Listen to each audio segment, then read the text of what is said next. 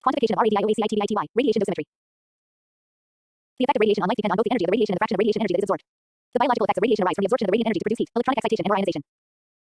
Radio, TV, microwave, visible light, UV light, X-rays, gamma rays are all electromagnetic radiation and differ only in wavelength. Electromagnetic radiation may have both beneficial and harmful effects, e.g.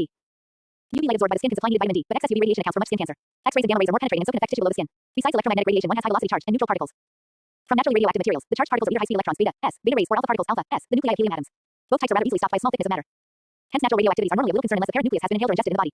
The biological effects of neutral particles, e.g. neutrons and neutrinos, from naturally radioactive materials are normally negligible. Dosimetry is the measurement of doses in matter and tissue from ionizing radiation. Radiation dose is measured by various methods of physical dosimetry that includes ionization chambers, Geiger-Müller counters, luminescence and photographic methods, and by chemical dosimetry, Fritzsche dosimeter. Any technique that can be used to measure radiation can be adapted to dosimetry. A variety of situations call for the measurement of radiation doses, but they may be grouped into two main classes: personnel monitoring, intended to protect individuals who work with radioactive materials or radiation-producing machinery, and site monitoring, intended to protect workers and passersby who might be exposed to radiation from specific sources. The same range of techniques can be applied to both groups, but different methods may be optimum. Radiation dosimeters are typically used so as to provide measurements of the dose over a specific time interval, for example, monthly film badges. 1. Activity units. A. Becquerel BQ, a unit of activity of a radioactive source. 1 becquerel equals 1 decade sec. B. Curie C, a unit of activity of a radioactive source. 1 C equals 37 gigabecquerel. 2. Absorbed dose units. A. Rad radiation absorbed dose is the quantity of gamma rays of X-rays that can deposit 1 or 10 to 5 J of energy in 1 gram of matter, including biological material. A unit of absorbed dose of ionizing radiation. 1 radian equals 10 milligray. B. Gray GY, a unit of absorbed dose of ionizing radiation. The dose is 1 gray when the density of the total energy absorbed in any medium from any type of ionizing radiation is 1 joule kilogram. The dose can be expected to vary from point to point within the irradiated object. 1 gray equals 100 rad. 3. Exposure units. Rentgen R is the amount of gamma rays X-rays which produce 1.61 x 10 12 ion pairs per gram or 2.08 x 10 9 ion pairs per centimeter free of dry air. STP, or that quantity of X-ray gamma radiation such that the associated corpuscular emission for 0.00129 grams of dry air equals 1 cc STP produces. In air, ions carrying 1 s with a quantity of electricity of any one sign, alternatively 258 microcoulombs per kilogram. Equal doses of alpha, beta, gamma rays produce of tissue damage in descending order. 4. Biologically effective dose units. A. Relative biological effectiveness (RBE) is the ratio between the dose rad of radiations under investigation and that of 200 keV gamma rays of X-rays, producing equivalent biological effects. Rho is an equivalent mammals. Rem is measure of absorbed dose rad and its effect on mammalian tissue RBD. Rem equals rad x RBD. B. Sievert SV is the SI unit for biologically equivalent radiation dose. Sievert SV is the SI unit for biologically equivalent radiation dose. Dose equivalent, dimensionally J per kilogram, but calculated as the product of the physical absorbed dose in GY and the relative biological effectiveness. 1 sievert equals 100 rem. 1 rem equals 10 millisieverts SV equals GY x quality factor. C. Rentgen equivalent man rem, that amount of ionizing radiation of any type which produces the same damage to humans is 1 rentgen of 250 kV X radiation. D.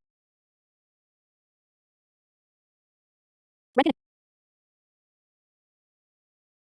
equivalent physical rep, that amount of ionizing radiation of any type which results in the absorption of energy at the point in question in soft tissue to the extent of 93 yards per gram. It is approximately equal to 1 rentgen of 250 kV X radiation in soft tissue, or 0.93 rads, or 9.3 milliray. Rentgen equivalent physical rep, that amount of ionizing radiation of any type which results in the absorption of energy at the point in question in soft tissue to the extent of 93 yards per gram. It is approximately equal to 1 rentgen of 250 kV X radiation in soft tissue, or 0.93 rads, or 9.3 milliray. 5. Gas ionization chamber. A gas ionization counter detects and measures radiations on basis of their effect on gas molecules in producing ions pairs, which lower the potential difference between anode and cathode to generate a current pulse. Geiger-Müller counter. This is gas ionization counter operated at very high voltage falling in Geiger regions greater than 200 V. Such high applied voltage leads to high gas amplification due to extensive secondary ionization that the size of output voltage reaches 0.25 10 impulses can be counted even without the use of electronic pulse amplifier. In a Geiger-Müller counter, GM2, a high potential above 1000 V is applied to the central anode wire which is surrounded by a cylindrical cathode. The anodal axis wire is maintained so highly charged that the surrounding electric field stresses the gas inside the chamber almost to the breaking points of spark. The tube is filled with a gas mixture argon plus methane, ethane, and sealed. Polyatomic gas ethanol ether is mixed with gas mixture as easily dissociable quenching agent. A thin micro glass window acts as an entry area for incident radiation. An incident ionizing particle initiates ion pair production in the GM2. These ion pairs collide with neighboring gas molecules and ionize then. Such cascade collisions of ions produce an abundance of ionization, and the electrons upon reaching the anode produce photons which in turn produce ionization throughout the tube. The amplification reaches approximately 10 counts per sec. Geiger counters are simple, rugged and easy to operate but sluggish. They are used for detection and monitoring of high energy radiation and beta particles. A pulse height analyzer can be incorporated into detectors, such as proportional counters, to make them operational in the restricted range of X-ray or gamma ray energies. A pulse height analyzer eliminates all the pulses of energies other than the preset pulse amplitudes. By this means energy discrimination can be achieved. 6. SCINILLATION counter. The fluorescent effect, that is the conversion of high energy radiation into a visible spectrum by chemicals is measured by scintillating counters photomultiplier tubes. Silver activated zinc sulfide is a good scintillator for alpha particles and for counting gamma rays. Sodium iodide, doped with gallium iodide 0.2% is generally employed. Semiconductor detectors are well suited for gamma ray detection. Principle. 1. Radioactive isotopes interact with matter. Fluorescence leads to emission by the excited compounds known as flowers of photon of light. 2. This fluorescence can be detected and quantified. 3. This process is known as scintillation, and when light detected by photomultiplier it forms the basis of scintillation counter. 4. The electric pulse, which results from conversion of light energy to electric energy in photomultiplier and is directly proportional to energy of radioactive events. A scintillation counter measures ionizing radiation. The sensor, called a scintillator, consists of a transparent crystal, usually phosphor, plastic usually containing anthracene, or organic liquid. See liquid scintillation counting that fluoresces when struck by ionizing radiation. A sensitive photomultiplier tube, PMT, measures the light from the crystal. The PMT is attached to an electronic amplifier and other electronic equipment to count and possibly quantify the amplitude of the signals produced by the photomultiplier. Types of scintillation counting. A. Solid external SE, scintillating counting. Here a sample is placed adjacent to a crystal of fluorescent material. Crystal used for gamma emitters night, sodium iodide, alpha emitters ZNS, zinc sulfide, and for beta emitter organic scintillators such as anthracene. Solid external scintillation counting generally uses gamma emitting isotopes since they lead to evolution of secondary electron. The crystal itself is placed near photomultiplier tube, which is connected to a high voltage and a scalar. Gamma rays are electromagnetic radiations and only rarely collide with neighboring atoms to cause ionization or excitation clearly in crystals. Atoms are densely packed and making collisions more likely. Conversely, solid scintillation counters generally unsuitable for weak beta emitters isotopes such as radiation 14 since even highest energy neutrons emitted would hardly penetrate the walls of counting vials in which sample is placed for counting. B. Liquid or internal scintillating counting. The liquid scintillation technique is extensively employed in medicine, pharmacology, environmental science, and biology. This technique is based on the fact that certain organic molecules in solution can be induced to fluoresce upon excitation by UV and high energy radiation. Energy transfer in liquid scintillation counting. A small number of organic solvents fluorescate when bombarded with radioactivity. The light emitted is a very short lambda and not efficiently detected by most available phototubes. However, if compound is dissolved in solvent which can accept the energy from solvent itself fluoresce at a longer lambda, then the light can be more efficiently detected. Such a compound is known as primary flower and most frequently used as 2,5-diphenoxazole PPO. Unfortunately, light emitted by PPO is not detected with high efficiency, but this can be overcome by including a secondary flower or lambda shifter. Thus, energy transfer becomes. Solvent cannot transfer its energy directly to secondary fluor. Procedure. Samples are dissolved or suspended in a cocktail containing an aromatic solvent, historically benzene or toluene, but more recently less hazardous solvents have come into favor, and small amounts of other additives known as fluors. Beta particles emitted from the sample transfer energy to the solid molecules, which in turn transfer their energy to the fluors. The excited fluor molecules dissipate the energy by emitting light. In this way, each beta emission ideally results in a pulse of light. Scintillation cocktails often contain additives that shift the wavelength of the emitted light to make it more easily detected. The samples are placed in small transparent or translucent often glass vials that are loaded into an instrument known as a liquid scintillation counter. The counter has two photomultiplier tubes connected in a coincident circuit.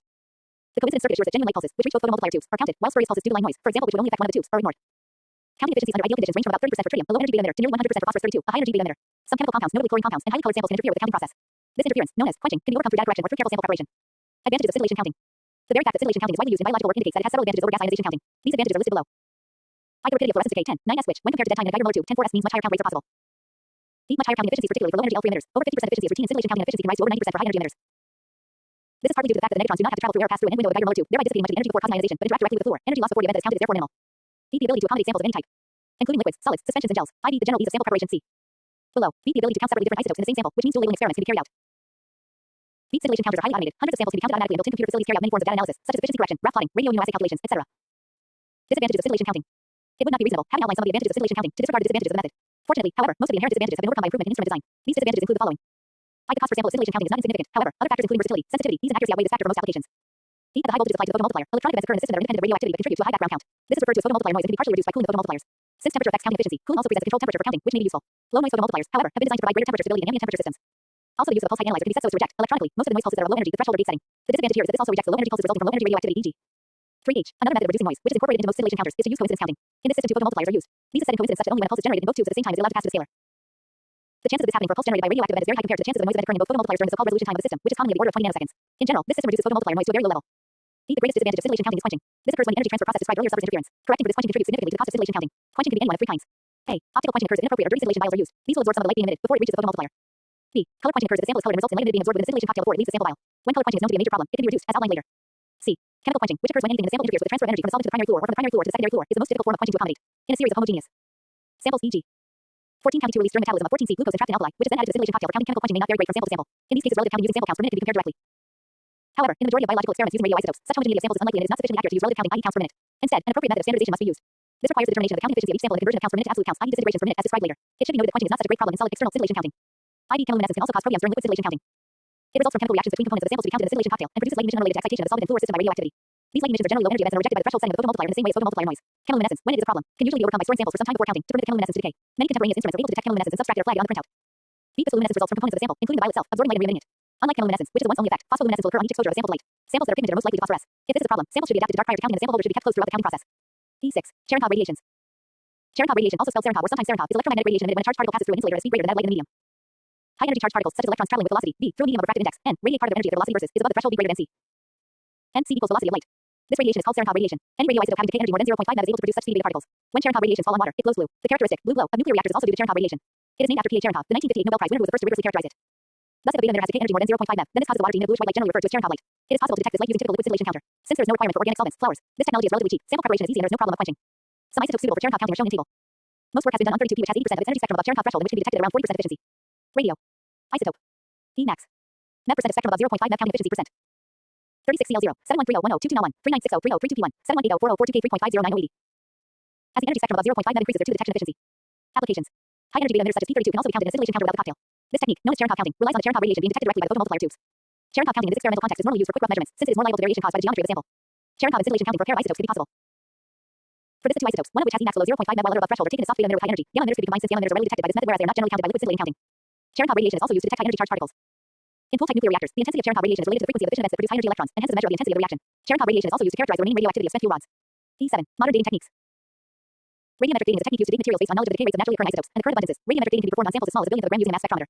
The mass spectrometer was invented in the 1940s and began to be used in radiometric dating in the 1950s. The mass spectrometer operates by generating a beam of ionized atoms from a sample under test. The ions then travel through a magnetic field, which diverts them into different sampling sensors, known as Faraday cups, depending on their mass and level of ionization. On impact in the cups, the ions set up a very weak current that can be measured to determine the rate of impacts and the relative concentrations of different atoms in the beams. The uranium lead radiometric dating scheme is one of the oldest available, as well as one of the most highly respected. It has been refined to the point that the air in dates of rocks about 3 billion years old is no more than 2 million years. Uranium lead dating is usually performed on the mineral zircon, zirconium-4, though it can be used on other materials. Zircon incorporates uranium atoms into its crystalline structure as substitute for zirconium, but strongly rejects lead. It has a very high blocking temperature, is resistant to mechanical weathering, and is very chemically inert. Zircon also forms multiple crystal layers during metamorphic events, which each may record an isotopic age of the event. These can be dated by shrimp ion microprobe. One of its great advantages is that any sample provides two clocks, one based on uranium-235 to GeV 207 with a half-life of about 700 million years, and one based on uranium-238 to GeV 206 with a half-life of about 4.5 billion years, providing a built-in cross-check that allows accurate determination of the age of the sample even if some of the lead has been lost. Two other radiometric techniques are used for long-term dating. Potassium argon dating involves electron capture or positron decay of potassium-40 to argon-40. Potassium-40 has a half-life of 1.3 billion years, and so this method is applicable to the oldest rocks. Radioactive potassium-40 is common in micas, feldspars, and hornblends, though the blocking temperature is fairly low in these materials, about 125 degrees Celsius. Rubidium strontium dating is based on the beta decay of rubidium-87 to strontium-87 with a half-life of 50 billion years. This scheme is used to date old igneous and metamorphic rocks, and has also been used to date lunar samples. Blocking temperatures are so high that they are not a concern. Rubidium strontium dating is not as precise as the uranium lead method, with errors of 30 to 50 million years for a 3 billion year old sample. Short range dating techniques. There are a number of other dating techniques that have short ranges and are still used for historical or archaeological studies.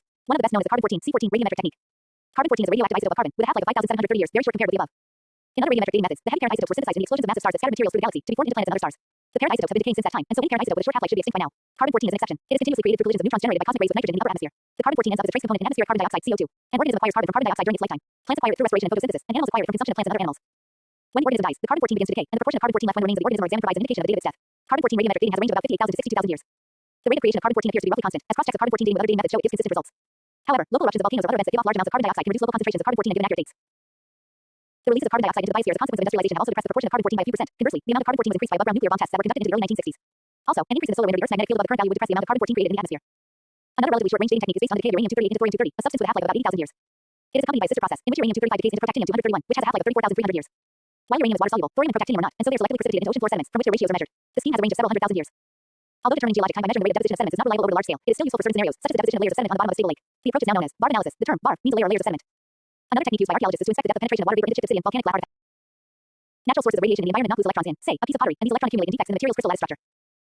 When a sample is heated, at a certain temperature it will glow from the emission of electrons released from the defects, and this glow can be used to estimate the age of the sample to a threshold of a few hundred thousand years. This is termed thermoluminescence. Natural sources of radiation in the environment not lose electrons in, say, a piece of pottery, and these electron accumulate in defects in the material's crystal lattice structure. When a sample is heated, at a certain temperature it will glow from the emission of electrons released from the defects, and this glow can be used to estimate the age of the sample to a threshold of a few hundred thousand years. This is termed thermoluminescence. Finally, fission track dating involves inspection of a polished slice of material to determine the density of track markings left in it by the spontaneous fission of uranium-238 impurities. The uranium content of the sample has to be known, but that can be determined by placing a plastic film over the polished slice of the material and bombarding it with slow neutrons. This causes induced fission of U-235, as opposed to the spontaneous fission of U-238. The fission tracks produced by this process are recorded in the plastic film. The uranium content of the material can then be calculated from the number of tracks in the neutron flux. This scheme has application over a wide range of geologic dates. For dates up to a few million years, micas, tektite glass fragments from volcanic eruptions, and meteorites are best used. Older materials can be dated using zircon, apatite, titanite, epidot, and garnet, which have a variable amount of uranium content. Because the fission tracks are healed by temperatures over about 200 degrees Celsius, the technique has limitations as well as benefits. The technique has potential applications for detailing the thermal history of a deposit. Large amounts of otherwise rare Cl-36 were produced by irradiation of seawater during atmospheric detonations of nuclear weapons between 1952 and 1958. The residence time of Cl-36 in the atmosphere is about 1 week. Thus, as an event marker of 1950s water in soil and groundwater, Cl-36 is also useful for dating waters less than 50 years before the present. Cl-36 has seen use in other areas of the geological sciences, including dating ice and sediments. E8. Effects of radiations on biological systems and safety concerns. Biological effects of radiation result primarily from radiation-induced biochemical changes. Radiation can cause genetic mutation and cell damage. Charged particles such as A rays and electrons damage living cells directly, whereas X-rays and Y rays and neutrons damage indirectly big. X-rays and gamma rays have energies in excess of the ionization threshold, and therefore, the ejected electrons are highly energetic and they in turn produce further ionization due to secondary electrons, beta rays, in neighboring atoms. That is, ionization is due to primary as well as secondary electron interaction processes with matter. People typically survive exposure to moderate doses of radiation, with symptoms whose severity and duration depend on the dose. Extensive experiments have not, of course, been performed, but the available information on human susceptibility to toxic effects of ionizing radiation can be summarized as follows. The lethal dose for 50% of the exposed population to die within 30 days of exposure is about 4.5 grays equals 450 rads for whole body exposure. Some organs and tissues are more sensitive to radiation, and some less. Death of the person may result from the overall insult to the body or from the destruction of a vital organ. Acute exposure high rate over a short or medium time, and chronic exposure low rate sustained for a long time, and equal total doses may or may not produce the same effects. Since death of the organism can be expected only if one or more vital organs suffer too large a fraction of their cells dying at once, it is interesting to consider the lethal dose per cell. The diameter of one cell is about 0.1 milliliters, so its volume is about 1 picoliter. Taking the density as essentially 1 gram per cubic centimeter equals 1 kilogram per liter, we say immediately that the mass of cells is about 1 nanogram equals 1 picokilogram. Hence the lethal dose corresponds to an energy. E equals 4.5 pico, cell equals 28 meth cell. If 10% of this energy goes to breaking bonds, how many bonds will that be? Using 2 electron volts, half the cc single bond strength. As typical, 1,400,000 bonds must be broken per cell in order to kill. This indicates clearly that most of the structure of the cell is not vital on a molecule-by-molecule basis, an observation that comes as no surprise to any biologist. 1. Greater ionization. This indicates clearly that most of the structure of the cell is not vital on a molecule-by-molecule basis, an observation that comes as no surprise to any biologist. 1. Greater ionization.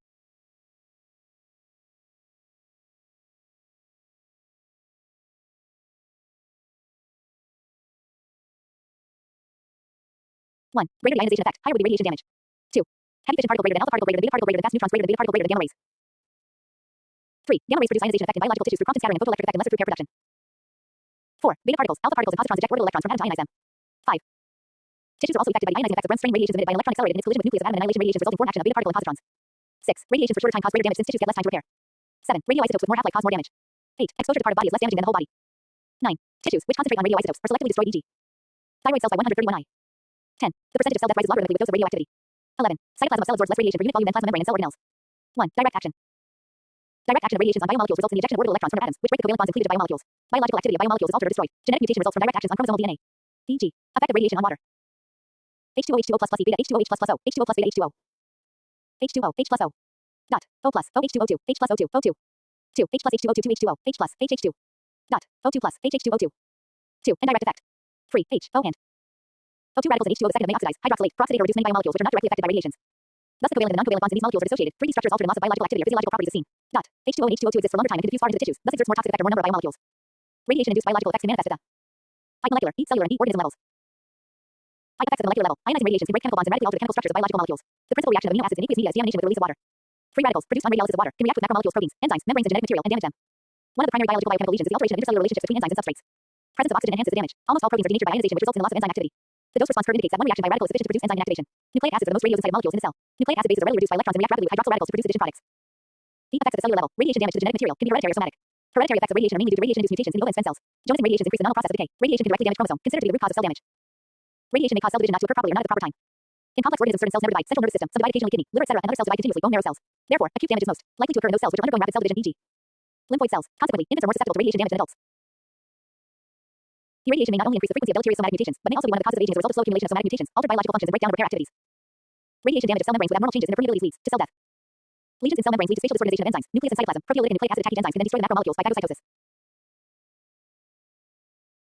This enzyme release hypothesis can explain many cellular phenomena of radiation damage.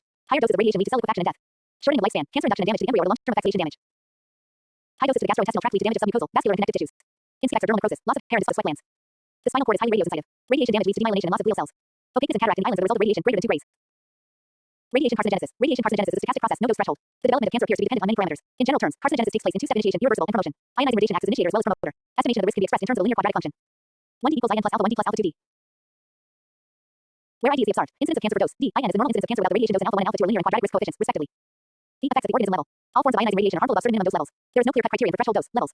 Exposure to ionizing radiations cannot be completely avoided as human beings are exposed to these from natural as well as man-made sources of radiation. Compared to other risks, smoking, chemical and biological pollutants, the biological effects of ultraviolet ionizing radiations are slight. The most important, ubiquitous and harmful natural radiation sources are the decay products of radon, 222 Rn. 222 Rn is a gaseous outer product of the decay of radium, 226 Ra, 22688 Ra, 22286 Rn plus alpha, and 222 Rn once released into the atmosphere due to uranium building construction, etc. pervades and deep dense cells in enclosed spaces of buildings. Accumulation of radon also depends on the type of construction, the type of ventilation, and the geographical location. In the temperate and Arctic regions, buildings are well insulated thermally and with minimal ventilation. The populace in these regions is more prone to exposure to radon gas.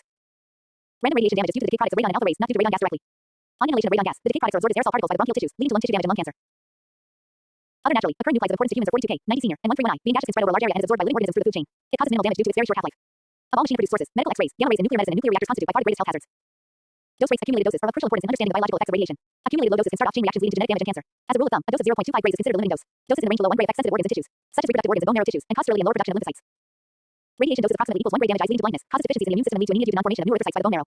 The central nervous system and some tissues such as cartilage are very radioresistant to small and medium doses of ionizing radiations. Doses in the range of 3 grays lead to death within months due to bone marrow damage, hemorrhages, anemia, infection, and malnutrition. Doses of 1040 grays lead to death within weeks due to severe damage to the gastrointestinal and other organs.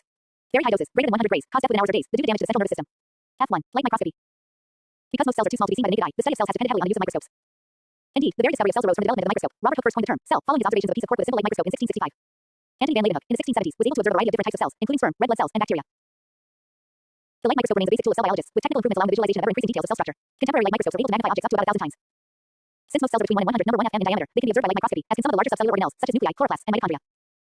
However, the light microscope is not sufficiently powerful to reveal fine details of cell structure, for which resolution the ability of a microscope to distinguish objects separated by small distances is even more important than magnification.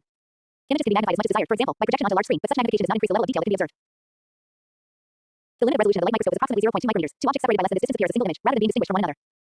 This theoretical limitation of light microscopy is determined by two factors of wavelength lambda, of visible light and the light gathering power of the microscope lens, numerical aperture, not according to the following equation. The wavelength of visible light is 0.4 to 0.7 micrometers, 400 to 700 nanometers, so the value of lambda is fixed at approximately 0.5 micrometers for the light microscope. The numerical aperture can be envisioned as the size of the cone of light that enters the microscope lens after passing through the specimen. It is given by the equation where eta is the refractive index of the medium through which light travels between the specimen and the lens. The value of eta for air is 1.0, but it can be increased to a maximum of approximately 1.5 by using an oil immersion lens to view the specimen through a drop of oil. The angle alpha corresponds to half the width of the cone of light collected by the lens. The maximum value of alpha is 74 degrees, at which sin alpha equals 0.9, so the highest possible value for the numerical aperture is 1.4. The theoretical limit of resolution of the light microscope can therefore be calculated as follows. Several different types of light microscopy are routinely used to study various aspects of cell structure. Regardless of the kind of microscopy being used, three elements are always needed to form an image: a source of illumination, the specimen to be observed, and system of lenses to focus the illumination on the specimen and to form the image. In a light microscope, the source of illumination is visible light, and the lens system consists of series of lenses. The image can be viewed directly through eyepiece or focused on detectors such as photographic film or an electronic camera. The simplest is bright field microscopy, in which light passes directly through the cell and the ability to distinguish different parts of the cell depends on contrast resulting from the absorption of visible light by cell components. 1. Compound microscopy. Today, the instrument of choice for light microscopy uses several lenses in combination and is therefore called a compound microscope. The optical path through a compound microscope is illustrated in the figure. The path begins with the source of illumination, usually a light source located in the base of the instrument. The light rays from the source first pass through the condenser lens, which directs the light toward the specimen that is mounted on a glass slide and positioned on the stage of the microscope. The objective lens is located immediately above the specimen and is responsible for forming the primary image. The primary image is further enlarged by ocular lens or eyepiece. In some microscopes, an intermediate lens is positioned between the objective and ocular lens to accomplish still further enlargement. We can calculate the overall magnification of the image by multiplying the enlarging powers of the objective lens, the ocular lens, and intermediate lens if present. Fixing, sectioning, and staining of samples. Specimens for light microscopy are commonly fixed with a solution containing alcohol or formaldehyde, compounds that denature most proteins and nucleic acids. Formaldehyde also cross-links amino groups on adjacent molecules. These covalent bonds stabilize protein and protein nucleic acid interactions and render the molecules insoluble and stable for subsequent procedures. Usually the sample is then embedded in paraffin or plastic and cut into thin sections of 1 or a few micrometers thick soon microfilm. Alternatively, the sample can be frozen without prior fixation and then sectioned. This avoids the denaturation of enzymes by fixatives such as formaldehyde. Since the resolution of the light microscope is 0.2 micrometers, mitochondria and chloroplasts are approximately equals 1 micrometer long, about the size of bacteria. Theoretically, one should be able to see these organelles. However, most cellular constituents are not colored and absorb about the same degree of visible light, so that they are hard to distinguish under a light microscope unless the specimen is stained. Thus, the final step in preparing a specimen for light microscopy is to stain it, in order to visualize the main structural features of the cellular tissue. Many chemical stains bind to molecules that have specific features. For example, hematoxylin binds to basic amino acids, lysine and arginine, on many different kinds of proteins, whereas eosin binds to acidic molecules such as DNA and aspartate and glutamate side chains. Because of their different binding properties, these dyes stain various cell types sufficiently differently that they are distinguishable visually. Two other common dyes are benzene, which binds to heme-containing proteins and nucleic acids, and fuchsin, which binds to DNA and is used in clothing staining. If an enzyme catalyzes a reaction that produces a colored or otherwise visible precipitate from a colorless precursor, the enzyme may be detected in cell sections by the colored reaction products. This technique is called cytochemical staining. 2. Phase contrast microscopy. Detailed views of transparent, live, unstained cells and tissues are obtainable with phase contrast microscopy. This technique takes advantage of the phenomena of refraction and diffraction of light waves. As a result, small differences in refractive index of thickness between parts of the specimen, say, between the nucleus and cytosol, or between the specimen and the surrounding medium, can be converted into differences of light and dark in the final image. The phase contrast microscope generates an image in which the degree of darkness or brightness of a region of the sample depends on the refractive index of that region. The improved definition of subcellular structures in light, unstained cells obtained by phase contrast microscopy compared with standard bright field microscopy. To understand the basis of phase contrast microscopy, we must recognize that a beam of light is made up of many individual rays of light. As the rays pass from a light source through the specimen, their velocity may be affected by the physical properties of the specimen. Specifically, the rays are diffracted and their phases change to different extents by different regions of the specimen. As a result, the rays that pass through the specimen get out of the phase with respect to rays that do not pass through the specimen. We can exploit this difference by inserting into the light path an optical material capable of bringing the direct or undiffracted rays into phase with those that have been diffracted by the specimen. The resulting pattern of wavelength intensifies the image. The phase contrast microscope takes advantage of this effect by inserting a phase plate into the light path above the objective lens. Phase contrast produces an image with highly contrasting bright and dark areas against a neutral gray background. As a result, the internal structures of cell are often better visualized than with bright field optics. Phase contrast microscopy is especially useful in examining the structure and movement of larger organelles, such as the nucleus and mitochondria, in light cultured cells. The greatest disadvantage of this technique is that it is suitable for observing only single cells within cell layers. Phase contrast microscopy can be used in time-lapse microscopy, in which the same cell is photographed at regular intervals over periods of several hours. This procedure allows the observer to study cell movement, provided the microscope state can control the temperature of the specimen and the gas environment. 3. Fluorescence microscopy. Fluorescence microscopy is a widely used and very sensitive method for studying the intercellular distribution of molecules. A fluorescent dye is used to label a molecule of interest within either fixed or living cells. The fluorescent dye is a molecule that absorbs light at one wavelength and emits light at a second wavelength. This fluorescence is detected by illuminating the specimen with a wavelength of light that excites the fluorescent dye and then using appropriate filters to detect the specific wavelength of light that the dye emits. Fluorescence microscopy can be used to study a variety of molecules within cells. A fluorescent microscope has an exciter filter between the light source and the condenser lens that transmits only excitation light. The condenser lens then focuses the rays on the specimen, causing fluorescent compounds in the specimen to emit light at a longer wavelength. Both the excitation light from the illuminator and the emitted light generated by fluorescent compounds in the specimen then passes through the objective lens. It encounters the barrier filter to specifically remove the excitation wavelength. This leaves only emission wavelength light to form the final image, which therefore appears bright against the dark background. Applications. 1. Revealing specific proteins in fixed cells. 4 very useful dyes for fluorescent staining or rhodium and Texas red, which emit red light. Side 3, which emits orange light, and fluorescein, which emits green light. These dyes have a low, non-specific affinity for biological molecules, but they can be chemically coupled to purified antibodies specific for almost any desired macromolecule. When a fluorescent dye, antibody complex is added to a remedialized cell or tissue section, the complex will bind to the corresponding antigens, which then light up when illuminated by the exciting wavelength, a technique called immunofluorescence microscopy. By staining a specimen with 2 or 3 dyes that fluoresce at different wavelengths, multiple proteins can be localized within a cell. 2. Revealing specific proteins in living cells. Fluorescence microscopy can also be applied to live cells. For example, purified actin may be chemically linked to a fluorescent dye. If the tagged protein is microinjected into a cultured cell, the endogenous cellular and injected tagged actin monomers polymerized into normal long-actin fibers. This technique can also be used to study individual microtubules within a cell. For detecting specific proteins within living cells takes advantage of green fluorescent protein GFP, a naturally fluorescent protein found in the jellyfish Equirria victoria. The bioluminescence of this organism, which radiates a green fluorescence, is due to GFP. By recombinant DNA techniques, the GFP gene can be introduced into living cultured cells or into specific cells of an entire animal. Because the introduced gene will express GFP, the cells will emit green fluorescence when irradiated. This GFP fluorescence can be used to localize the cells within a tissue. 4. Determining the intracellular concentration of Ca2+ and H+ ions. The fluorescent properties of certain dyes, such as pure 2, facilitate measurement of the concentration of free Ca2+ in a cytosol. The fluorescence of other dyes is sensitive to the H+ concentration and can be used in a similar way to monitor the cytosolic pH of living cells. F2. Electron microscopy. Because of the limited resolution of the light microscope, analysis of the details of cell structure has required the use of more powerful microscopic techniques, namely electron microscopy, which was developed in the 1930s by Nolan Rusk and first applied to biological specimens by Albert Claude, Keith Porter, and George Tillet in the 1940s and 1950s. The electron microscope can achieve a much greater resolution than that obtained with the light microscope because the wavelength of electrons is shorter than that of light. The wavelength of electrons in an electron microscope can be as short as 0.004 nanometers, about 100,000 times shorter than the wavelength of visible light. Theoretically, this wavelength could yield a resolution of 0.002 nanometers, but such a resolution cannot be obtained in practice because resolution is determined not only by wavelength but also by the numerical aperture of the microscope lens. Numerical aperture is a limiting factor for electron microscopy because inherent properties of electromagnetic lenses limit the aperture angles to about 0.5 degrees, corresponding to numerical apertures of only about 0.01. Thus, under optimal conditions, the resolving power of the electron microscope is approximately 0.2 nanometers. Moreover, the resolution that can be obtained with biological specimens is further limited by their lack of inherent contrast. Consequently, for biological samples, the practical limit of resolution of the electron microscope is 1 to 2 nanometers. Although this resolution is much less than that predicted simply from the wavelength of electrons, it represents more than a hundredfold improvement over the resolving power of the light microscope. The resolution of the electron microscope can be increased by applying high voltage so the wavelength of electron is reduced. According to de Broglie's equation, lambda equals B 150. In electron microscope, the source of illumination is a beam of electrons emitted by a heat tungsten filament, and the lens system consists of a series of electromagnets. The electron beam is focused either on fluorescent screen or zinc sulfide for direct visualization of the image, or on photographic film. 1. Transmission electron microscopy. In principle, transmission electron microscopy is similar to the observation of stained cells with a bright field light microscope. The major difference is that electromagnetic lenses are used instead of optical lenses, focus a high velocity electron beam instead of visible light. Because electrons are absorbed by atoms in air, the entire tube between the electron source and the viewing screen is maintained under an ultra-high vacuum. The transmission electron microscope directs a beam of electrons through a specimen. Electrons are emitted by tungsten cathode when it is electrically heated. The electric potential of the cathode is kept at 50,100 kilovolts. That of the anode, near the top of the tube, is 0. This drop in voltage causes the electrons to accelerate as they move toward the anode. A condenser lens focuses the electron beam onto the sample. Objective and projector lenses focus the electrons that pass through the specimen and project them onto a viewing screen where pieces of photographic film specimens are fixed and stained with salts of heavy metals, which provide contrast by scattering electrons. Electrons that encounter heavy metal ions as they pass through the sample are deflected and do not contribute to the final image, so stained areas of the specimen appear dark. Staining for temp. Specimens to be examined by transmission electron microscopy can be prepared by either positive or negative staining. In positive staining, tissue specimens are cut into thin sections and stained with heavy metal salts such as osmium tetroxide, uranyl acetate, and lead citrate that react with lipids, proteins, and nucleic acids. These heavy metal ions bind to a variety of cell structures, which consequently appear dark in the final image. Alternative positive staining procedures can also be used to identify specific macromolecules within cells. For example, antibodies labeled with electron-dense heavy metals such as gold particles are frequently used to determine the subcellular location of specific proteins in the electron microscope. This method is similar to the use of antibodies labeled with fluorescent dyes in fluorescence microscopy. Negative staining is useful for the visualization of intact biological structures such as bacteria, isolated subcellular organelles, and macromolecules. In this method, the biological specimen is deposited on a supporting film, and a heavy metal stain is allowed to dry around its surface. The unstained specimen is then surrounded by a film of electron-dense stain, producing an image in which the specimen appears light against a stained dark background. 36.2.2. Scanning electron microscopy. Scanning electron microscopy (SEM) is used to provide a three-dimensional image of cells. The SEM allows the investigator to view the surfaces of unsection specimens. These cannot be visualized with transmission equipment because the electrons pass through the entire specimen. The vacuum system and the electron source are similar to those found in TEM, although the accelerating voltage is much lower, about 5 to 30 kV. The sample is fixed, dried, and coated with a thin layer of a heavy metal, such as platinum, by evaporation and vacuum shadowing. In this case, the sample is rotated so that the platinum is deposited uniformly on the surface. An intense electron beam inside the microscope scans rapidly over the sample as an intense spot. The spot is moved back and forth across the specimen by charged plates called the beam deflectors located between the condenser lens and the specimen. Molecules in the specimen are excited and release secondary electrons that are focused onto a scintillation detector. The resulting signal is displayed on a cathode ray tube. Because the number of secondary electrons produced by any one point on the sample depends on the angle of the electron beam in relation to the surface, the scanning electron micrograph has a three-dimensional appearance. The resolving power of scanning electron microscopes, which is limited by the thickness of the metal coating, is only about 10 nanometers, much less than that of transmission instruments. Its use is generally restricted to studying whole cells rather than subcellular organelles or macromolecules. Metal shadowing. It is technique used to visualize the surface of isolated subcellular structures or macromolecules in a scanning or transmission electron microscope. The specimen is coated with a thin layer of evaporated metal, such as platinum. The specimen is first spread on a clean mica surface and dried. It is then placed in a vacuum evaporator, a bell jar in which vacuum is created. Also within the evaporator are the two electrodes, one consisting of a carbon rod located directly over the specimen and the other consisting of metal wire positioned at an angle of about 10 to 40 degrees relative to the specimen. After the vacuum is created, the metal is sprayed onto the specimen from an angle so that surfaces of the specimen that face the source of evaporated metal molecules are coated heavily, generating the metal replica of the surface. By second electrocarbon is sprayed to stabilize the metal replica. After this biological material is dissolved by treating with weak acid and replicas are used for studying under TEM in the same way as ultra-thin sections or in SEM. It is routinely used for studying external structures of unsection cells, organ organisms and internal cellular structures after freeze fracturing. Freeze fracturing. The preparation of samples by freeze fracture, in combination with metal shadowing, has been particularly important in studies of membrane structure. Specimens are frozen in liquid nitrogen at -196 degrees Celsius and then fractured with a knife blade. Because the cell contains a lot of water, fixed specimens are usually treated with an antifreeze, such as glycerol, DMSO, to provide the cryoprotection that is, to reduce the formation of ice crystals during freezing. This process frequently splits the lipid bilayer from the zone of minimum resistance, revealing the interior phases of the cell membrane. The specimen is then shadowed with platinum, and the biological material is dissolved with acid, producing a metal replica of the surface of the sample. Examination of such replicas in the electron microscope reveals many surface bumps, corresponding to proteins that span the lipid bilayer. A variation of freeze fracture called freeze etching allows visualization of the external surfaces of cell membranes in addition to their interior faces. Following the freeze fracture of the specimen, but prior to shadowing, the microtome arm is placed directly over the specimen for a short time, few seconds to some minutes. This process causes a small amount of water to evaporate, supplying very readily to the cold knife surface. G1. Electrophysiological methods. Single neuron unit recording. In neurophysiology, single unit recording is used of an electrode to record the electrophysiological activity, action potentials from a single neuron. An electrode introduced into the brain of a living animal will detect electrical activity that is generated by the neurons adjacent to the electrode tip. If the electrode is a microelectrode with a tip size of 3 to 10 micrometers, the electrode will often isolate the activity of a single neuron. The activity consists of the voltages generated in the extracellular matrix by the current fields outside the cell when it generates an action potential. Recording in this way is generally called single unit recording. The recorded action potentials look very much like the action potentials that are recorded intercellularly, but the signals are very much smaller, typically about 0.1 millivolts. Most recordings of the activity of single neurons in animals are made in this way. Recordings of single neurons in living animals have provided important insights into how the brain processes information, following the hypothesis put forth by Edward Adrian that unitary action potential events are the fundamental means of communication in the brain. For example, David Hubel and Torsten Wiesel recorded the activity of single neurons in the primary visual cortex of the anesthetized cat and showed how single neurons in this area respond to very specific features of the visual stimulus. Hubel and Wiesel were awarded the Nobel Prize in Physiology or Medicine in 1981. Isolated neural activity is also recorded from awake, behaving animals. This is not painful because the brain has no internal pain receptors. Animals are also maintained at highest possible physical and mental health for best performance during the lengthy training and data collection process spanning months to years. The goal is to observe how the activity of single neurons relates both to the applied stimulus and the animal's behavioral outcome. Causal relationships can be established by passing current through the microelectrode, known as microstimulation. Electrical current manipulates the activity of local neural populations, which biases the animal's behavior. An example procedure for finding single neurons in the middle temporal MT area is described. This region processes motion of visual stimuli and its constituent cells are tuned to a visual object's location, speed, size, and disparity. The tuning of cells is critical for identifying which region of brain the microelectrode tip C below is passing through. Signal coming from the electrode is played over a speaker and the electrode is advanced while the animal performs the experimental task. When the tip is in gray matter, speaker output sounds like white noise except for the occasional clipping, screeching, and clapping sounds of nearby neurons. This fades away to silence when the tip enters white matter. A series of visual stimuli are shown once the electrode is suspected of being empty. For example, a manually controlled bar of light will be moved back and forth to find the region of visual field, preferred direction, and speed of the local neural population. If the tip is in mount, then dragging a bar of light in the right way causes the action potential firing rate of cells within earshot to increase dramatically and stop abruptly with cessation of motion in the preferred direction.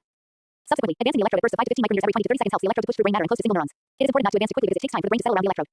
Preferred stimulus characteristics are established again once a single neuron is found, after which the main experimental task may begin. Microelectrodes used for extracellular single unit recordings are usually very fine wires made from tungsten or platinum iridium alloys that are insulated except that they're extreme to and less often glass micropipettes filled with a weak electrolyte solution similar in composition to extracellular fluid. Subtle differences in microelectrode shape and composition benefit different tasks. For instance, the use of low impedance electrodes less than 1 ohm is favorable for mapping gross regions of brain and white matter because they pick up more signal from surrounding neurons, albeit at the expense of focusing on the activity of individual cells for which higher impedance microelectrodes are used. G2. Patch clamp recording. Patch clamp technique is a technique in electrophysiology that allows the study of single or multiple ion channels in cells. The technique can be applied to a wide variety of cells but is especially useful in the study of excitable cells such as neurons, cardiac cells, muscle fibers, and the beta cells of the pancreas. It can also be applied to the study of bacterial ion channels in specially prepared giant spheroplasts.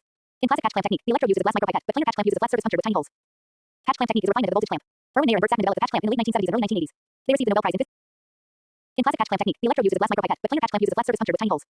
Patch clamp technique is a refinement of the voltage clamp. Erwin Mayer and Bert Sapman developed the patch clamp in the late 1970s and early 1980s. They received the Nobel Prize in Physiology or Medicine in 1991 for this work. Basic technique.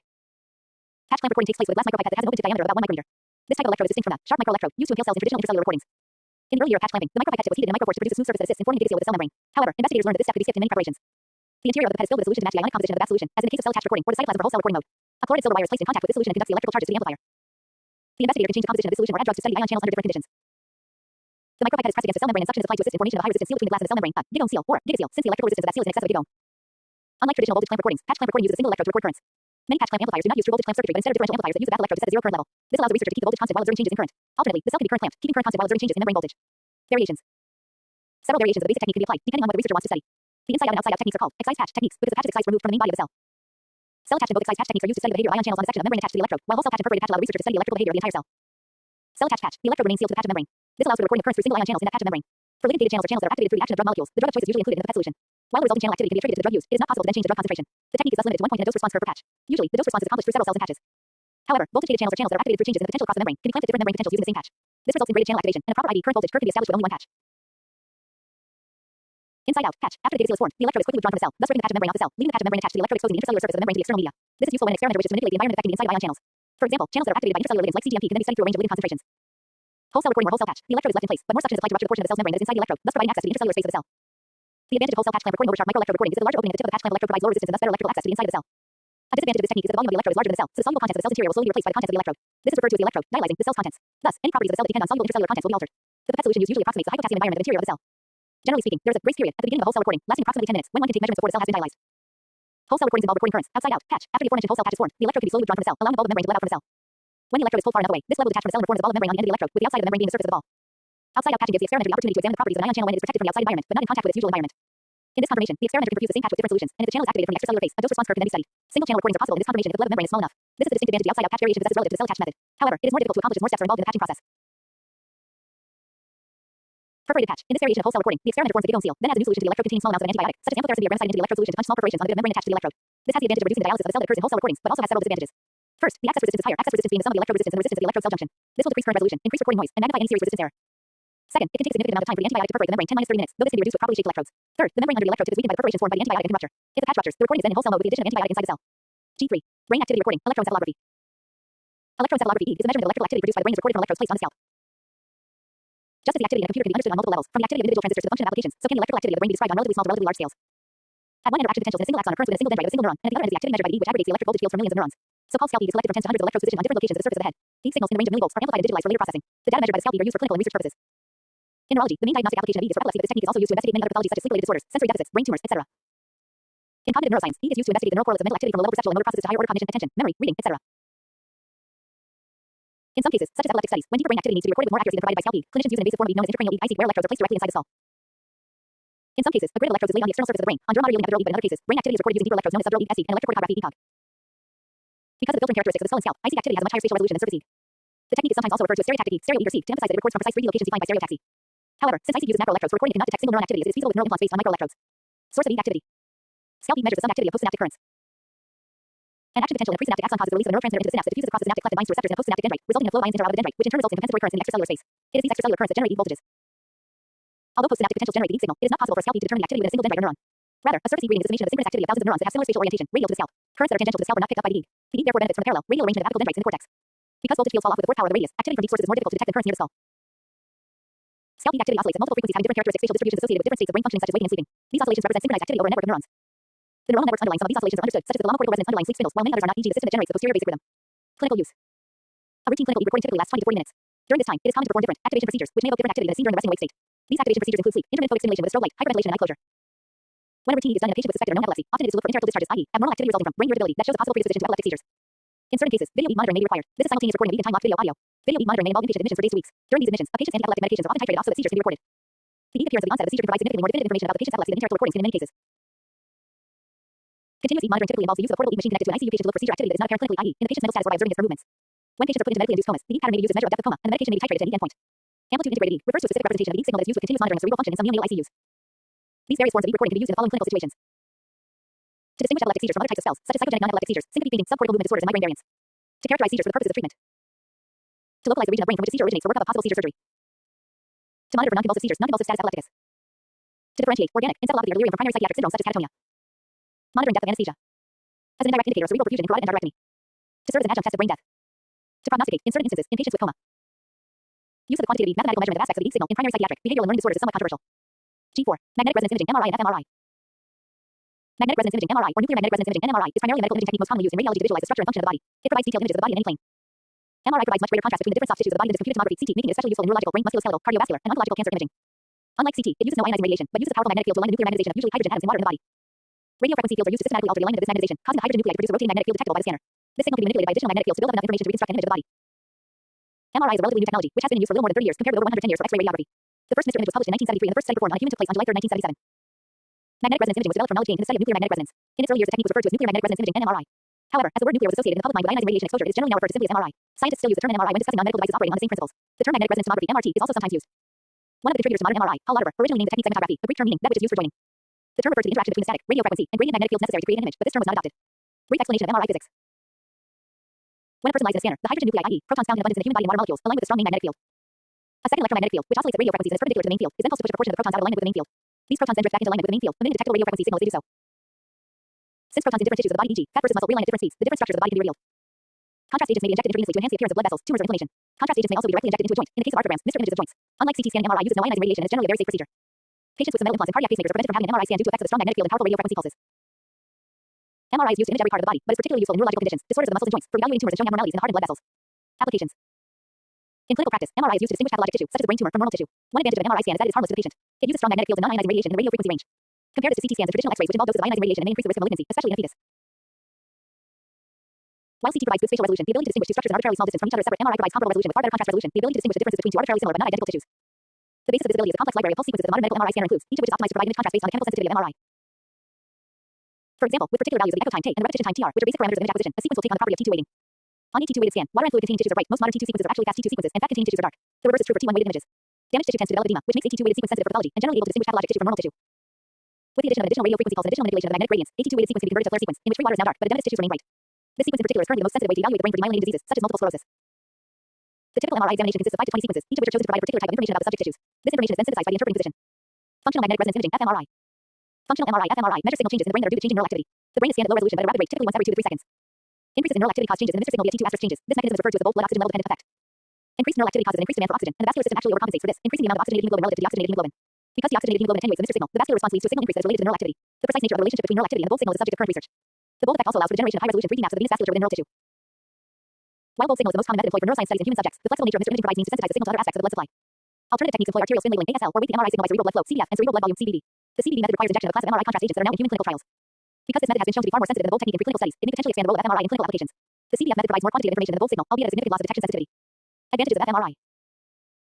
It can non-invasively record brain signals of humans and other animals without risks of radiation inherent in other scanning methods, such as CT scans. It can record on a spatial resolution in the region of 3 to 6 millimeters, but with relatively poor temporal resolution on the order of seconds compared with techniques such as EEG. However, this is mainly because of the phenomena being measured, not because of the technique. EEG measures electrical neural activity while fMRI measures blood activity, which has a longer response. The MRI equipment used for fMRI can be used for high temporal resolution if one measures different phenomena. Disadvantages of fMRI. The Bolt signal is only an indirect measure of neural activity and is therefore susceptible to influence by non-neural changes in the body. Bolt signals are most strongly associated with the input to a given area rather than with the output. It is therefore possible, although unlikely, that a Bolt signal could be present in a given area even if there is no single unit activity. Different brain areas have different hemodynamic responses, which would not be accurately reflected by the general linear model often used to filter fMRI time signals. For a non-invasive scan, fMRI has good spatial resolution. However, the temporal response of the blood supply, which is the basis of fMRI, is poor relative to the electrical signals that define neuronal communication. Therefore, some research groups are working around this issue by combining fMRI with data collection techniques such as electroencephalography (EEG) or magnoencephalography (MEG), which have much higher temporal resolution but rather poor spatial resolution. fMRI has often been used to show activation localized to specific regions, thus minimizing the distributed nature of processing in neural networks. Several recent multivariate statistical techniques work around this issue by characterizing interactions between active regions found via traditional MRI techniques. Such techniques might prove useful in the future. fMRI is usually used to try to determine where task-related activity occurs in the brain. Some scientists prefer models which explain how psychological mechanisms function. The counter-argument to this criticism is that knowing where a cognitive function is located is vitally important. Neuropsychology, neurophysiology, and functional imaging each give us different windows of understanding into what each brain region does and how. G5. Computed axial tomography (CAT). Computed tomography (CORT) is a medical imaging method employing tomography. Digital geometry processing is used to generate a three-dimensional image of the inside of an object from a large series of two-dimensional X-ray images taken around a single axis of rotation. The word tomography is derived from the Greek tomos, slice, and graphian, to write. Computed tomography was originally known as EMI scan, as it was developed at a research branch of EMI, a company best known today for its music and recording business. It was later known as computed axial tomography, CAT or CT scan, and body section roentgenography. CT produces a volume of data which can be manipulated through a process known as windowing in order to demonstrate various structures based on their ability to block the X-ray röntgen beam. Although historically CLO, the images generated were in the axial or transverse plane or orthogonal to the long axis of the body, modern scanners allow this volume of data to be reformatted in various planes or even as volumetric 3D representations of structures. Diagnostic use. Since its introduction in the 1970s, CT has become an important tool in medical imaging to supplement X-rays and medical ultrasonography. Although it is still quite expensive, it is the gold standard in the diagnosis of a large number of different disease entities. It has more recently begun to also be used for preventive medicine or screening for disease, for example CT colonography for patients with a high risk of colon cancer. Although a number of institutions offer full body scans for the general population, this practice remains controversial due to its lack of proven benefit, cost, radiation exposure, and the risk of finding incidental abnormalities that may trigger additional investigations. CT is excellent for detecting both acute and chronic changes in the lumbar and hema, that is, the internals of the lungs. It is particularly relevant here because normal two-dimensional X-rays do not show such defects. A variety of different techniques are used depending on the suspected abnormality. CT pulmonary angiogram (CTPA) is a medical diagnostic test used to diagnose pulmonary embolism (PE). It employs computed tomography to obtain an image of the pulmonary arteries. It is the preferred choice of imaging in the diagnosis of PE due to its minimally invasive nature for the patient, whose only requirement for the scan is a cannula, usually at 20 G. Before this test is requested, it is usual for the referring clinician to have carried out AD or blood tests and requested a chest X-ray to rule out any other possible differential diagnosis. With the advent of subsequent rotation combined with multi-slice CT, up to 64 slice, high resolution and high speed can be obtained at the same time, allowing excellent imaging of the coronary arteries, cardiac CT, and angiography. CORT is a sensitive method for diagnosis of abdominal diseases. It is used frequently to determine stage of cancer and to follow progress. It is also a useful test to investigate acute abdominal pain, especially of the lower quadrants, whereas ultrasound is the preferred first-line investigation for right upper quadrant pain. Renal stones, appendicitis, pancreatitis, diverticulitis, abdominal aortic aneurysm, and bowel obstruction are conditions that are rarely diagnosed and assessed with CORT. CT is also the first line for detecting solid organ injury after trauma. Advantages over projection radiography. First, CT completely eliminates the superimposition of images of structures outside the area of interest. Second, because of the inherent high contrast resolution of CT, differences between tissues that differ in physical density by less than 1% can be distinguished. Third, data from a single CT imaging procedure consisting of either multiple contiguous or one helical scan can be viewed as images in the axial, coronal, or sagittal planes, depending on the diagnostic task. This is referred to as multiplanar reformatted imaging. Introduction to bioinformatics. Bioinformatics is the application of information technology to the management of biological data or to the study of biological problems. Biological problems include understanding the behavior of a cell, the progress of a disease, or the functioning of an ecosystem. Information technology includes the tools that have been developed to analyze and manipulate large data sets, such as genomic sequences, determination of levels of RNA transcripts or proteins, and enzymatic activities. Bioinformatics differs from a related field known as computational biology. Computational biology encompasses all biological areas that involve computation.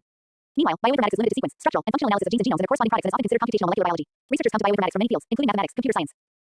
By providing algorithms, databases, user interfaces, and statistical tools, bioinformatics makes it possible to do exciting things such as compare DNA sequences and generate results that are potentially significant. Scope and applications. Bioinformatics consists of two subfields: the development of computational tools and databases and the application of these tools and databases in generating biological knowledge to better understand living systems. The tool development includes writing software for sequence, structural, and functional analysis, as well as the construction of biological databases. These tools are used in 3 areas of genomic and molecular biological research: molecular sequence analysis, molecular structure analysis, and molecular function analysis. The areas of sequence analysis include sequence alignment, sequence database searching, motif and pattern discovery, gene and promoter finding, reconstruction of evolutionary relationships, and genome assembly and comparison. Structural analyses include protein and nucleic acid structure analysis, comparison, classification, and prediction. The functional analyses include gene expression profiling, protein-protein interaction prediction, protein subcellular localization prediction, metabolic pathway reconstruction, and simulation. Bioinformatics has applications ranging from basic molecular biology to clinical diagnostics, in the development of pharmaceuticals and agricultural biotechnology. Knowledge of the three-dimensional structures of proteins allows molecules to be designed that are capable of binding to the receptor site of the target protein with great affinity and specificity. Plant genome databases and gene expression profile analyses have played an important role in the development of new crop varieties that have higher productivity and more resistance to disease. Biological databases. Biological databases are libraries of life sciences information collected from scientific experiments, published literature, high-throughput experiment technology, and computational analyses. They contain information from research areas including genomics, proteomics, metabolomics, microarray gene expression, and phylogenetics. Information contained in biological databases includes gene function, structure, localization, both cellular and chromosomal, clinical effects of mutations, as well as similarities of biological sequences and structures. Relational database concepts of computer science and information retrieval concepts of digital libraries are important for understanding biological databases. Biological database design, development, and long-term management is a core area of the discipline of bioinformatics. Data contents include gene sequences, textual descriptions, attributes and ontology classifications, citations, and tabular data. These are often described as semi-structured data and can be represented as tables, key delimited records, and XML structures. Cross-references among databases are common, using database accession numbers. Biological databases have become an important tool in assisting scientists to understand and explain a host of biological phenomena from the structure of biomolecules and their interaction to the whole metabolism of organisms and to understanding the evolution of species. This knowledge helps facilitate the fight against diseases, assists in the development of medications, and in discovering basic relationships among species in the history of life. The biological knowledge is distributed amongst many different general and specialized databases. This sometimes makes it difficult to ensure the consistency of information. Biological databases cross-reference other databases with accession numbers as one way of linking their related knowledge together. An important resource for finding biological databases is the special yearly issue of the Journal Nucleic Acids Research, NAR. The database issue of NAR is freely available and categorizes many of the publicly available online databases related to biology and bioinformatics. Sequence databases. 5 major sequence databases in the internet provide information on nucleotide and protein sequences. The EMBL Nucleotide Sequence Database, the Genbank Sequence Database, and the DNA Data Bank of Japan (DDBJ) provide nucleotide and protein sequence information as well as bibliographic and biological annotation. The Swiss Prot is an annotated protein sequence database and provides annotated protein sequences with links to other databases. The second protein sequence database is the Protein Information Resource (PIR). In the mid-1970s, the methods for isolating DNA sequences have been established and the idea of mapping whole genomes was born.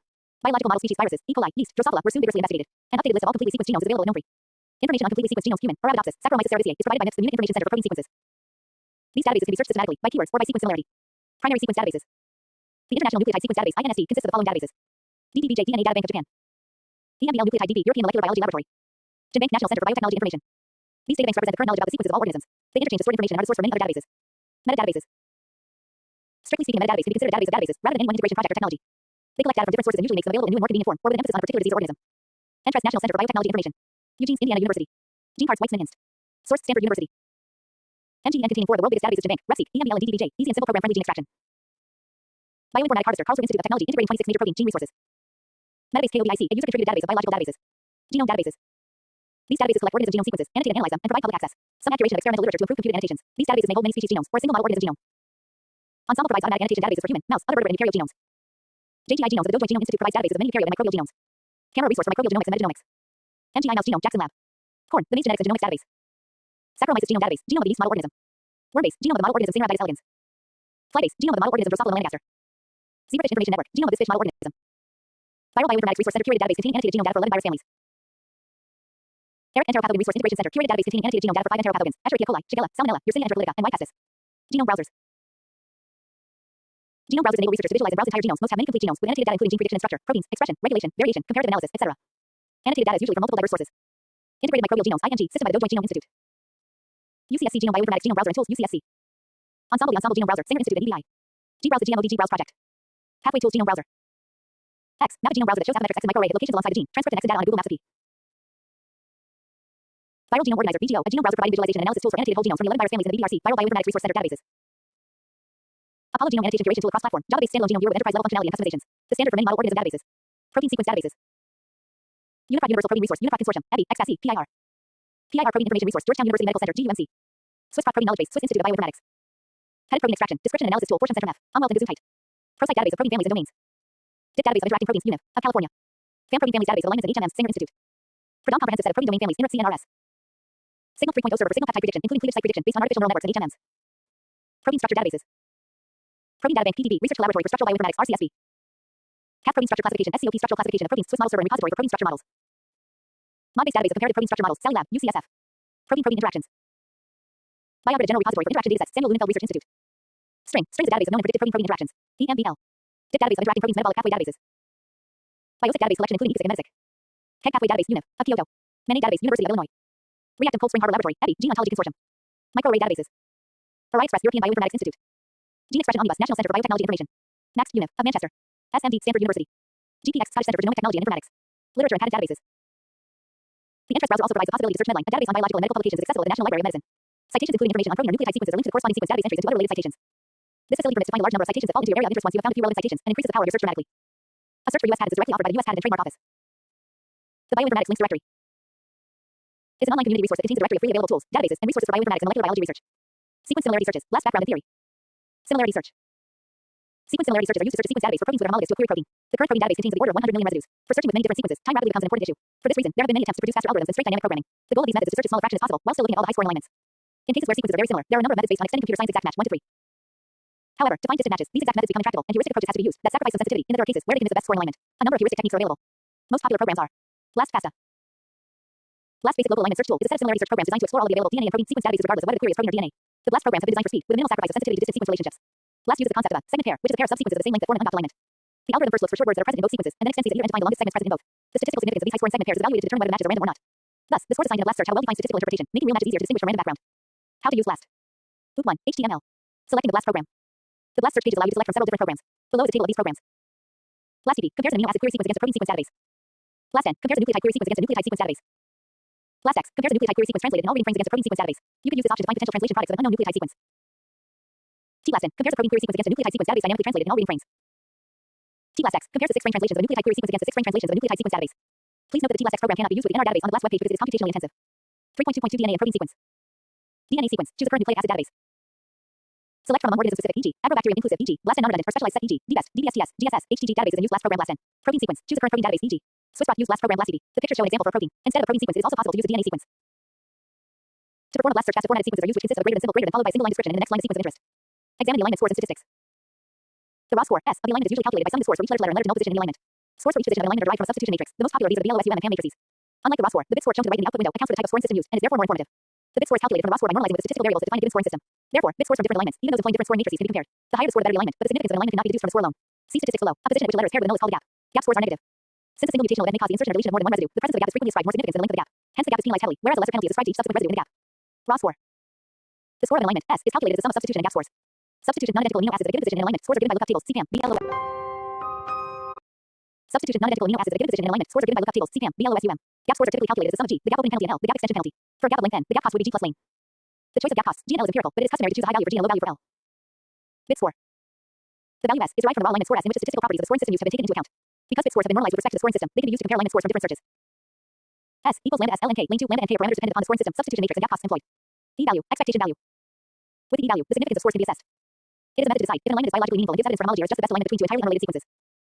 The number of different alignments with score equivalent to or better than S that are expected to occur in a database search by chance. The lower the E value, the more significant the score. E equals M and X 2S. The parameters M and N are lengths of query sequence and database. Multi-sequence alignment, constructing a phylogenetic tree. Pairwise sequence comparison. Comparison of protein sequences is one of the foundations of bioinformatics. Our ability to perform rapid automated comparisons of sequences facilitates everything from assignment of function to a new sequence, to prediction and construction of model protein structures, to design and analysis of gene expression experiments. As biological sequence data has accumulated, it has become apparent that nature is conservative. A new biochemistry is created for each new species, and new functionality is created by the sudden appearance of whole new genes. Instead, incremental modifications give rise to genetic diversity and novel function. With this premise in mind, detection of similarity between sequences allows you to transfer information about one sequence to other similar sequences with reasonable, though not always total, confidence. Before you can make comparative statements protein sequences, a sequence alignment is needed. The basic concept of selecting an optimal sequence alignment is simple. The two sequences are matched up in an arbitrary way. The quality of the match is scored. Then one sequence is moved with respect to the other and the match is scored again until the best scoring alignment is found. What sounds simple in principle isn't at all simple in practice. Choosing a good alignment by eye is possible, but life is too short to do it more than once or twice. An automated method for finding the optimal alignment out of the thousands of alternatives is clearly the right approach, but in order for the method to be consistent and biologically meaningful, several questions must be answered. How should alignments be scored? A scoring scheme can be as simple as +1 for a match and -1 for a mismatch, but what is the best scoring scheme for the data? Should gaps be allowed to open in the sequences to facilitate better matches elsewhere? If gaps are allowed, how should they be scored? Given the correct scoring parameters, what is the best algorithm for finding the optimal alignment of two sequences? And when an alignment is produced, is it necessarily significant? Can an alignment of similar quality be produced for two random sequences? These are three pairwise sequence alignments generated using a program called LALIGN. In each alignment, the sequences being compared are displayed, one above the other, such that matching residues are aligned. Identical matches are indicated with a colon, smiley face between the matching residues, while similarities are indicated with a single dot. Information about the alignment is presented at the top, including percent identity, the number of identical matches divided by the length of the alignment, and score. Finally, gaps. Identical matches are indicated with a colon, smiley face between the matching residues, while similarities are indicated with a single dot. Information about the alignment is presented at the top, including percent identity, the number of identical matches divided by the length of the alignment, and score. Finally, gaps in one sequence relative to another are represented by dashes for each position in that sequence occupied by a gap. The first alignment is a high-scoring one. It shows a comparison of two closely related proteins, two hemoglobin molecules, one from C. lamprey and one from hagfish. Compare the alignment with the second, a comparison of two distantly related proteins, again, two hemoglobin molecules, in this case taken from lamprey and rice. Cursory inspection shows fewer identical residues are shared by the sequences in the low-scoring alignment than in the high-scoring one. Still, there are several similarities or concerted changes in which one amino acid has been replaced by another, chemically similar residue. The third alignment is a random alignment, a comparison between two unrelated sequences, the lamprey hemoglobin and a human retinol binding protein. Notice that, in addition to the few identities and concerted mutations between the two, large gaps have been opened in both sequences to achieve this alignment. Gene families aren't likely to evolve in this way, and given the lack of similarity between the sequences, you can conclude that these proteins are unrelated. In describing sequence comparisons, several different terms are commonly used. Sequence identity, sequence similarity, and sequence homology are the most important of these terms. Each means something slightly different, though they are often casually used interchangeably. Sequence identity refers to the occurrence of exactly the same nucleic acid or amino acid in the same position in two aligned sequences. Sequence similarity is meaningful only when possible substitutions are scored according to the probability with which they occur. In protein sequences, amino acids of similar chemical properties are found to substitute for each other much more readily than dissimilar amino acids. These propensities are represented in scoring matrices that score sequence alignments. Two amino acids are considered similar if one can be substituted for another with a positive log odds score from a scoring matrix. Sequence homology is a more general term that indicates evolutionary relatedness among sequences. Two sequences can be homologous or not. Two sequences are said to be homologous if they are both derived from a common ancestral sequence. Scoring matrices. What you really want to learn when evaluating a sequence alignment is whether a given alignment is random or meaningful. If the alignment is meaningful, you want to gauge just how meaningful it is. You attempt to do this by constructing a scoring matrix. A scoring matrix is a table of values that describe the probability of a residue amino acid pair occurring in alignment. The values in a scoring matrix are logarithms of ratios of two probabilities. One is the probability of random occurrence of an amino acid in a sequence alignment. This value is simply the product of the independent frequencies of occurrence of each of the amino acids. The other is the probability of meaningful occurrence of a pair of residues in a sequence alignment. These probabilities are derived from samples of actual sequence alignments that are known to be valid. In order to score an alignment, the alignment program needs to know if it is more likely that a given amino acid pair has occurred randomly or that it has occurred as a result of an evolutionary event. The logarithm of the ratio of the probability of meaningful occurrence to the probability of random occurrence is positive if the probability of meaningful occurrence is greater and negative if the probability of random occurrence is greater. Because the scores are logarithms of probability ratios, they can be meaningfully added to give a score for the entire sequence. The more positive the score, the more likely the alignment is to be significant. Substitution matrices for amino acids are complicated because they reflect the chemical nature and frequency of occurrence of the amino acids. For example, in the BLOSUM matrix, glutamic acid E has a positive score for substitution with aspartic acid D and also with glutamine Q. Both these substitutions are chemically conservative. Aspartic acid has a side chain that is chemically similar to glutamic acid, though one methyl group shorter. On the other hand, glutamine is similar in size and chemistry to glutamic acid, but it is neutral while glutamic acid is negatively charged. Substitution scores for glutamic acid with residues such as isoleucine I and leucine L are negative. These residues have neutral, nonpolar side chains and are chemically different from glutamic acid. The scores on the diagonal of the matrix reflect the frequency of occurrence of each amino acid. For example, with a positive score of 15, it is extremely unlikely that the alignment of a rare tryptophan W with another tryptophan is coincidence, while the more common serine S has a positive score of only 4 for a match with another serine. It's important to remember that these scores are logarithms, which means that a match of two serines is far from being near coincidence. BLOSUM matrices are derived from the blocks database, a set of unmapped alignments of sequence regions from families of related proteins. A clustering approach sorts the sequences in each block into closely related groups, and the frequencies of substitutions between these within a family derives the probability of a meaningful substitution. The numerical value e.g. 62 associated with the VLOSUM matrix represents the cutoff value for the clustering step. A value of 62 indicates that sequences were put into the same cluster if they were more than 62% identical. By allowing more diverse sequences to be included in each cluster, lower cutoff values represent longer evolutionary timescales, so matrices with low cutoff values are appropriate for seeking more distant relationships. VLOSUM 62 is a standard matrix for unbound alignments, while VLOSUM 50 is more commonly used when generating alignments with gaps. Point accepted mutation PAM matrices are scaled according to a model of evolutionary distance from alignments of closely related sequences. 1 PAM unit is equivalent to an average change in 1% of all amino acid positions. The most commonly used PAM matrix is PAM 250. However, comparison of results using PAM and VLOSUM matrices suggests that VLOSUM matrices are better at detecting biologically significant similarities. Gap penalties. It is often necessary to introduce gaps into one or both of the sequences being aligned to produce a meaningful alignment between them. Most algorithms use a gap penalty to represent the validity of adding a gap in an alignment. The addition of a gap has to be costly enough. In terms of the overall alignment score, gaps will open only where they are really needed and not all over the sequence. Most sequence alignment models use defined gap penalties, in which the cost of opening a gap in a sequence is different from the cost of extending a gap that has already been started. Of these two penalties, the gap opening penalty and the gap extension penalty, the gap opening penalties tend to be much higher than the associated extension penalty. This tendency reflects a tendency for insertions and deletions to occur over several residues at a time. Gap penalties are intimately tied to the scoring matrix that aligns the sequences. The best pair of gap opening and extension penalties for one scoring matrix doesn't necessarily work with another. Scores of gap opening and -1 for gap extension are commonly used in conjunction with the VLOSUM 62 matrix for gap blast, while VLOSUM 50 uses a -12 -1 penalty. Global versus local alignment. Global alignment assumes that the two proteins are basically similar over the entire length of one another. The alignment attempts to match them to each other from end to end, even though parts of the alignment are not very convincing. The algorithm for alignment of whole sequences is called the Needleman-Wunsch algorithm. In this scenario, an optimal alignment is built up from high-scoring alignments of subsequences, stepping through the dynamic programming matrix from top left to bottom right. Only the best scoring path can be traced through the matrix, resulting in an optimal alignment. A tiny example. NLGPSTKDFGKISESREFDNQ. QMPLAR-SFGKMORDALF. An alignment that searches for segments of the two sequences that match well is called local alignment.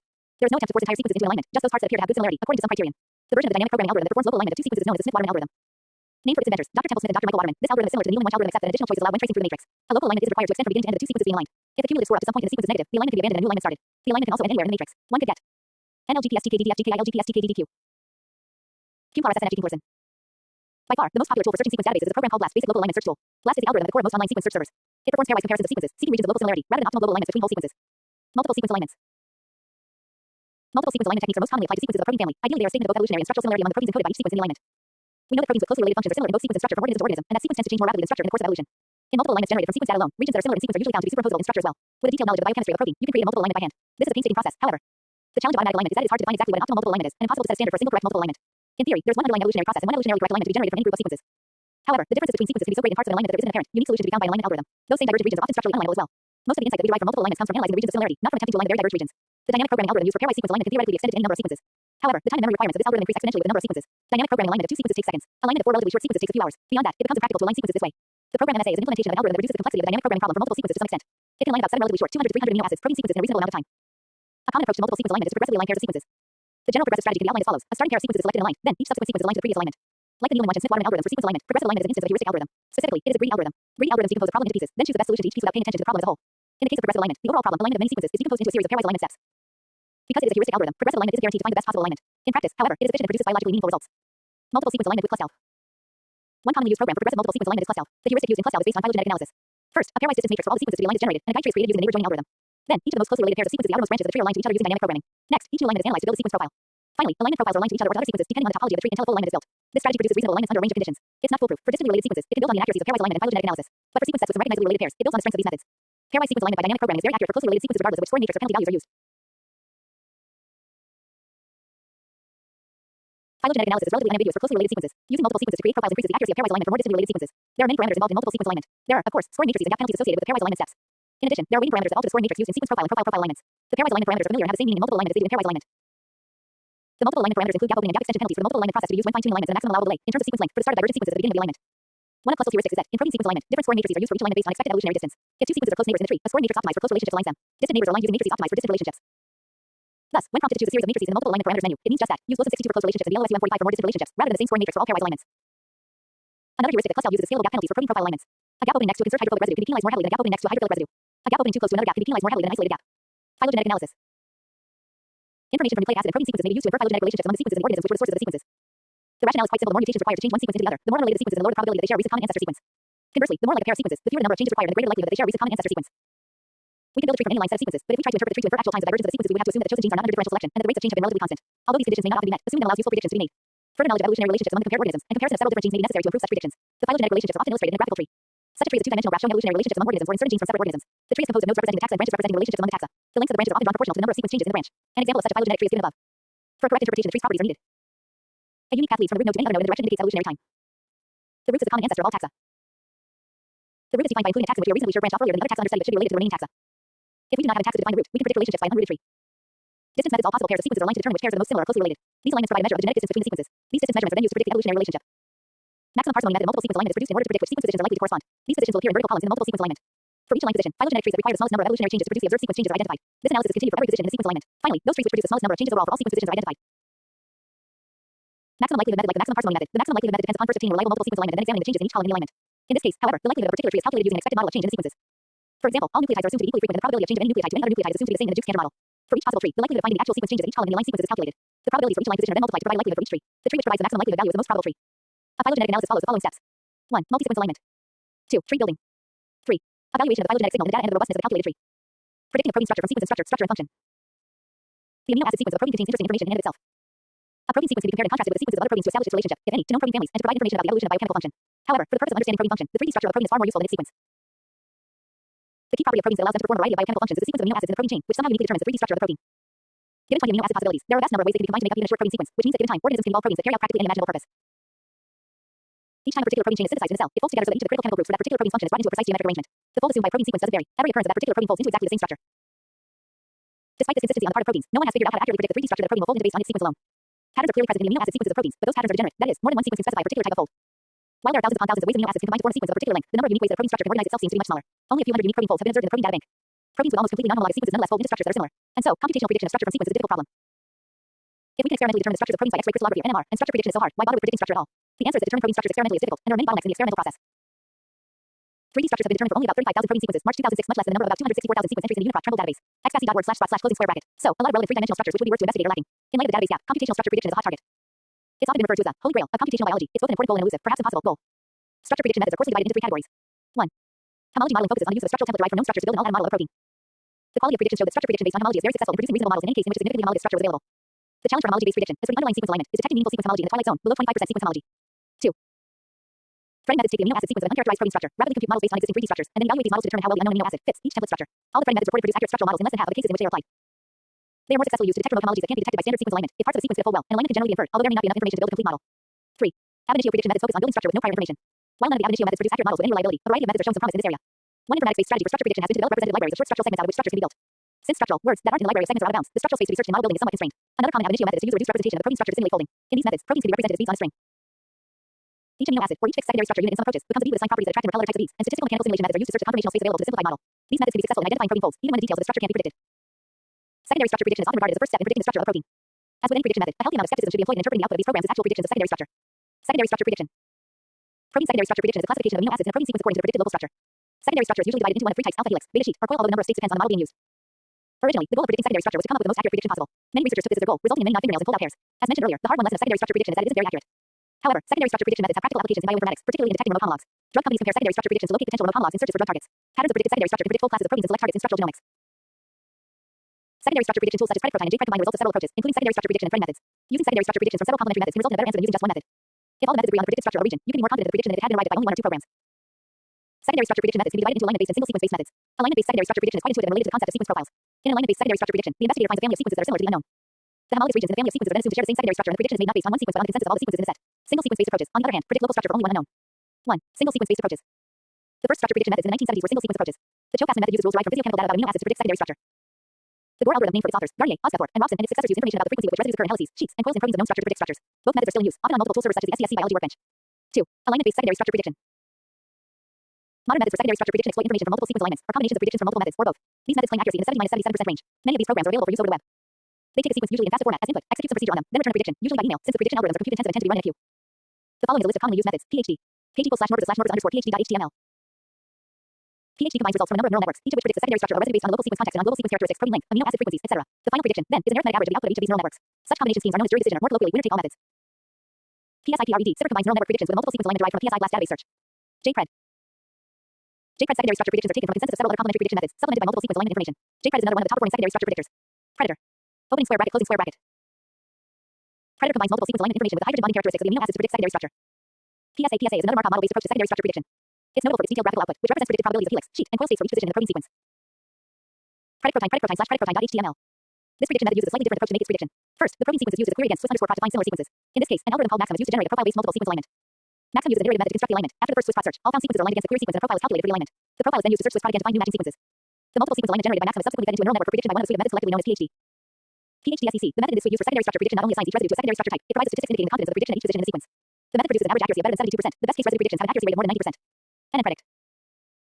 NNPredict is a program that predicts the secondary structure type for each residue in an amino acid sequence. The basis of the prediction is a two-layer, feed-forward neural network. The network weights were determined by a separate program. A neural network has an input layer and an output layer. In the case of secondary structure prediction, the input layer would be the information from the sequence itself, and the output layer would be the probabilities of whether a particular residue could form a particular structure. Between input and output layer, one or more hidden layers are interposed. Learning is accomplished by providing a training dataset to the network, e.g. all sequences for which three-dimensional structures have been deduced, and parameters are irregularly adjusted to reproduce the experimentally observed secondary structure. Other links to secondary structure prediction tool can be found under. There are no more articles to read.